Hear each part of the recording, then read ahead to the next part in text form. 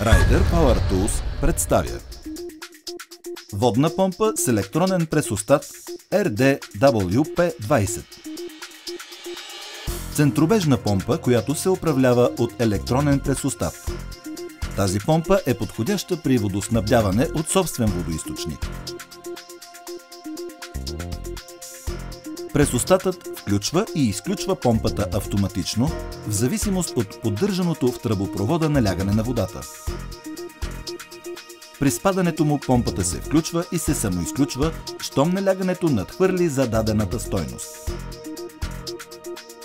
Това решение успешно замества класическата хидрофорна уредба с нейната по-сложна поддръжка и по-големи габарити. Автоматизираното управление също така значително улеснява осигуряването на необходимото количество вода, като се пести вода и електроенергия. Вграден воден филтър. Мощност 1300 W. Максимален напор 48 метра. Максимален дебит 4600 литра на час. Максимална смукателна височина 8 метра. Диаметър на входа и изхода 1 цол.